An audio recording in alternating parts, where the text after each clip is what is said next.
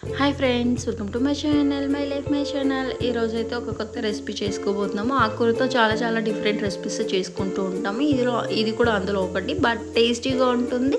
రైస్లోకి, రాగి సంగట్లోకి బెస్ట్ సైడ్ డిష్ అని చెప్పొచ్చు. ఎవరైనా కొత్త మన ఛానల్ చూస్తుంటే సబ్స్క్రైబ్ చేసుకోండి, ఫ్రెండ్స్ అండ్ ఫ్యామిలీతో కూడా షేర్ చేసుకోండి. ఇప్పుడైతే రెసిపీలోకి వెళ్ళిపోదాము. ఆల్మోస్ట్ 3/4 కప్పు కందిపప్పుని తీసుకొని నీట్గా వాష్ చేసేసి వాటర్ కొద్దిగా పట్టి పక్కన పెట్టుకుందాం. దాంతోకి అలాగే 2 టమాటాలను తీసుకొని నీట్గా వాష్ చేసేసి మొదలు తీసేయండి. ఏదైనా కులిపిండి అలా తీసేసి రఫ్గా కట్ చేసేసుకోవాలి. ఇవి కూడా యాడ్ చేసేసుకుందాం. దీంతోపాటు మనం ఇంకొన్ని ఐటమ్స్ కూడా యాడ్ చేసుకునేది ఉంది.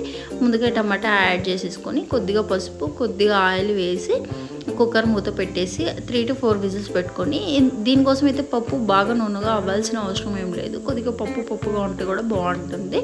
అలాగే ఇప్పుడు నేనైతే ఇందులో ఈ ఆకుకూర అయితే కాడలు వాడుతున్నాను. ఈ మొదలైతే ఇది కొన్నలు అయితే ఏవైతే ఉన్నాయో వాటిని వేరే కర్రీ వాడుకొని కాడలు వేస్ట్ చేయకుండా ఇలా కర్రీ చేసుకోవచ్చు. చాలా టేస్టీగా ఉంటుంది ఈ కర్రీ అయితే. సో ఖచ్చితంగా ఒకసారి ట్రై చేయండి, మీకు కూడా చాలా నచ్చుతుంది.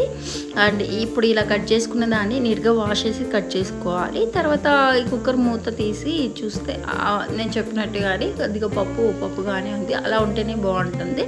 అందులోకి ఇప్పుడు దాదాగా వెల్లుల్లిపాయలు, ఒక ఆనియన్, 1.5 టేబుల్ స్పూన్ ధనియాల పొడి, 1 టేబుల్ స్పూన్ కారం, రుచికి తగ్గట్టుగా సాల్ట్ వేసేసుకొని, అలాగే ఈ కట్ చేసి పెట్టుకున్న ఆకుకూరను కూడా వేసుకొని మొత్తం బాగా కలిసేటట్టు కలుపుకున్న తర్వాత, సో ఇప్పుడు కొద్దిగా వాటర్ అయితే యాడ్ చేసుకొని, ఈ కర్రీకి కొద్దిగా వాటర్ తక్కువ వేసుకుని లేదంటే పలుచగా అయిపోతుంది. ఇప్పుడు కుక్కర్ మూత పెట్టి 2 విజిల్స్ పెట్టుకోండి హై ఫ్లేమ్లో.